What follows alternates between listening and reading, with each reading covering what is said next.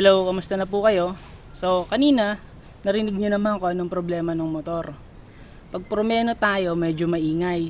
Meron siyang matinis na tunog na nanggagaling dito sa drum brake.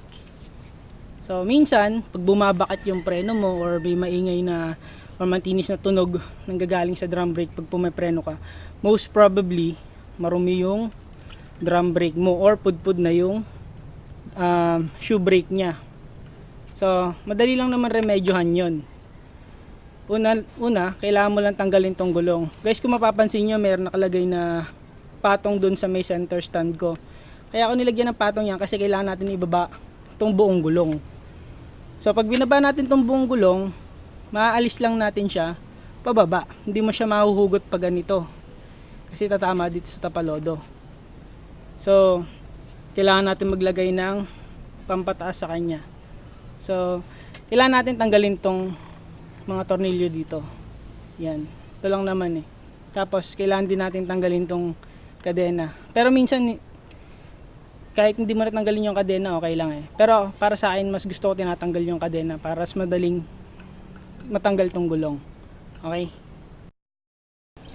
Okay, so ito ang mga kailangan nating tools. Kailangan natin ng number 19 na wrench, pantanggal ng gulong or nung tornilyo sa may hub. Long nose, pantanggal ng kadena. At least 220 grit na sandpaper or steel brush. Okay. So first, kailangan nating tanggalin yung kadena. Sa kadena, kailangan yung lang naman hanapin yung lock nya. So ito yung lock nya. Kailangan mo lang siyang i-twist or yan, tanggalin. Dali lang naman tanggalin to pag may gamit kang long nose. Yan.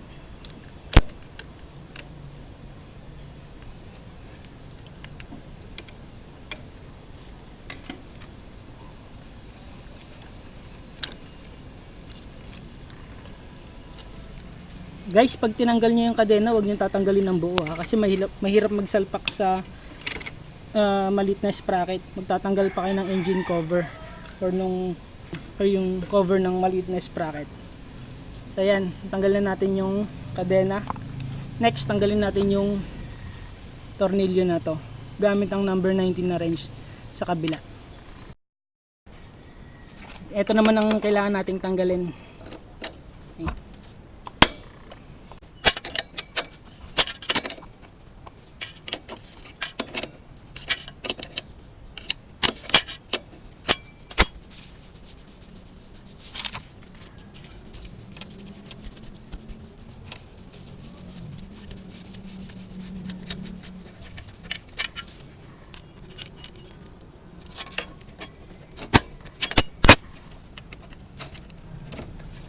Yan, so mas madali na nating mahuhugot yung gulong ngayon.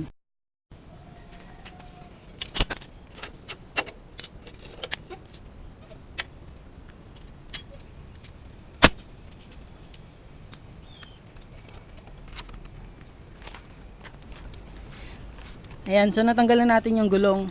Kung mapapansin nyo, medyo malikabok, may konting kalawang na tong part na to. So kailangan lang natin tong linisan. Ito namang brake shoe natin or shoe brake, yan, pwede pa siya, okay pa siya kasi meron pa siyang thread. Tignan nyo, pag wala na yung thread na yan, palitin na yan o pag napudpud na. So as of now, pwede pa naman to. So ang kailangan lang nito is linis. Tatanggalin din natin itong part na to, okay? So ito yung kailangan nating linisan. Yan. Saka eto, kailangan lang naman natin tanggalin tong part na to, tong brake shoe. So para matanggal to, madali lang. Hawakan mo lang siya sa magkabilang side and then twist mo siya na ganun. Kung mapapansin nyo, nakaganyan siya. Yan. Ganyan din natin siya ibabalik mamaya. So kunyari, tinanggal mo na siya na ganyan. Pag binalik mo siya, dapat nakaganon din sa postura na yon. Okay. So gamit yung steel brush, linisan natin siya.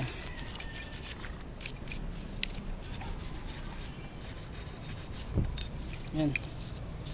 Daming dumi oh. Kaya maingay eh. Or minsan kaya bumabakat.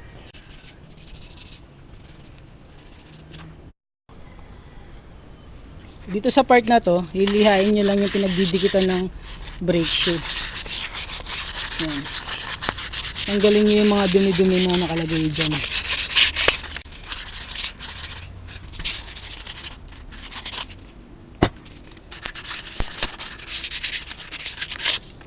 Sa mga sulok-sulok, gamitan nyo ng steel brush.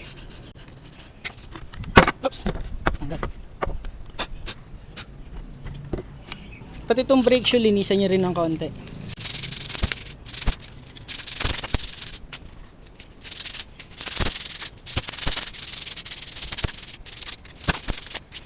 Yan. Pag malinis na, pwede nyo na siyang ikabit. So guys, munti ko na makalimutan, may isa pa pala dapat tayong linisan.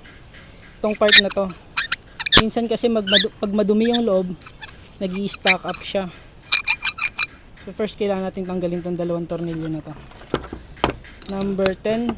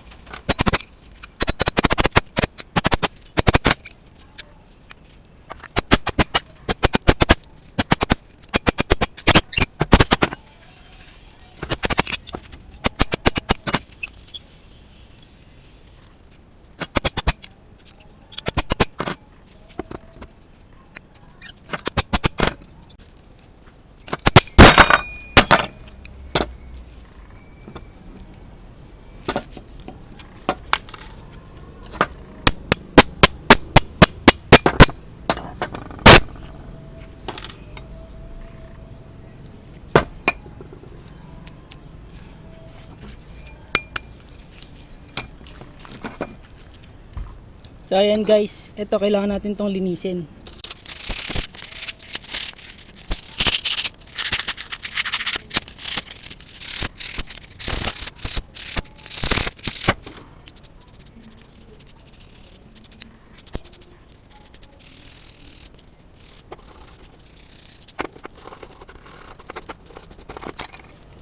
Yan, so pagkalinis natin, lalagyan natin ng grasa to. Dito yan sa loob eh. Minsan pagka sobrang dumi na yan, hindi na umiikot to. Kaya nag-i-stack up yung preno.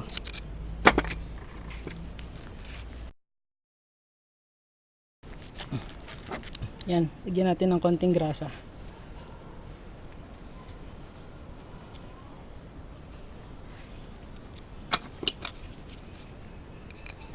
Balik natin sa loob. Yan. Hindi na siya maingay.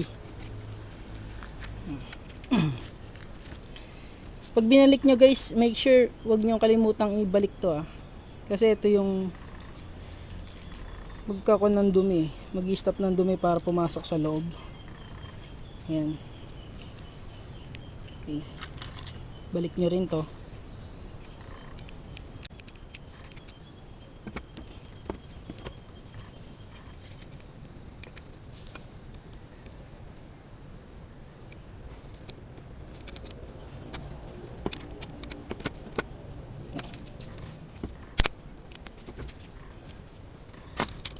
Guys, pag binalik nyo to, mapapansin nyo naman meron namang palatandaan yan eh.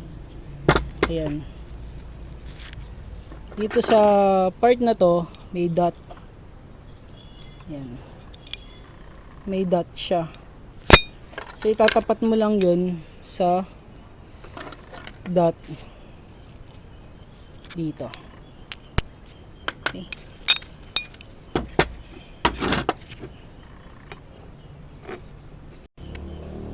So ayan, naikabit na natin siya. Hindi na siya ganong maingay, saka mas smooth na yung paggalaw niya. Kasi minsan ito yung nagkokos kung bakit nag-i-stack up yung preno mo eh. Or minsan, pudpud yung brake shoe. So turo ko naman sa inyo guys kung paano magkabit ng brake shoe dito ng madali. First, lagay nyo yung mga spring.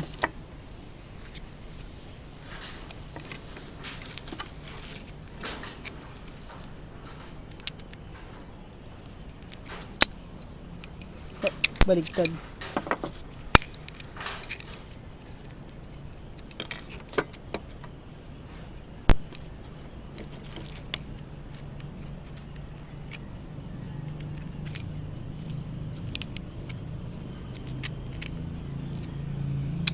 Yan. So pag naikabit nyo na yung spring, ganito ang postura nyan. Pag ganyan.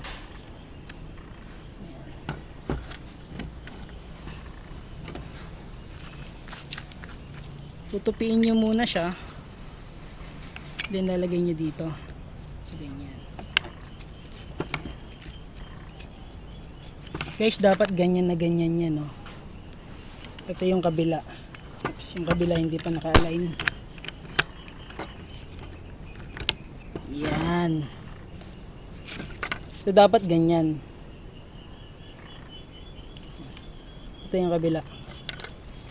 Ang kailangan mo lang gawin is ibuka siya. Yan. Diba? Madali lang. Okay. So, kabit na natin. Okay. Balik na natin yung kadena.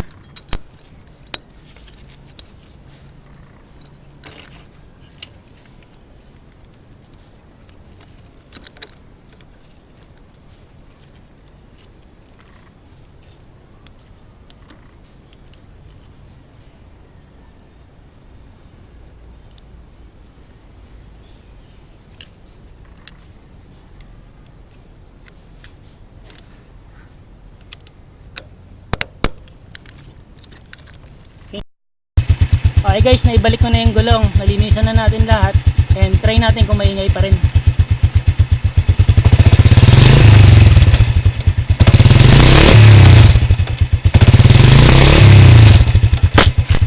Okay na guys. Thank you for watching.